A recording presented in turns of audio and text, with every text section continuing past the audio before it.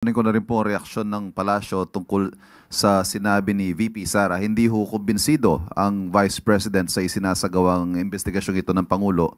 And if I may quote, kung seryoso lang talaga ang Presidente, tapos na yan sa isang araw lang. Matuturo niya lahat na may kagagawa ng corruption sa budget. Pero well, as you can see, parang nanonood tayo ng sarsuela. Okay, isang araw lang matatapos ng investigasyon?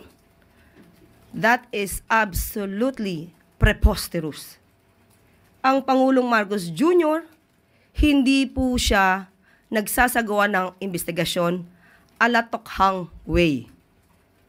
Nirerespeto ng Pangulo ang due process, nirerespeto ng Pangulo ang human rights.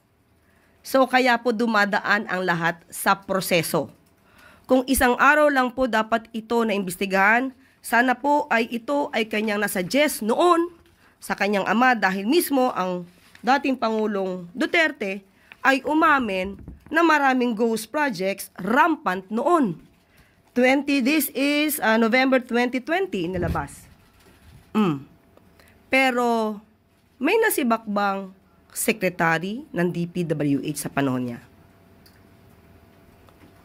So, muli, ang pag-iimbestigang ito para sa taong bayan, hindi para sa pamumulitika. Ginagawa ito ng Pangulo kahit tatamaan ang kanyang administrasyon.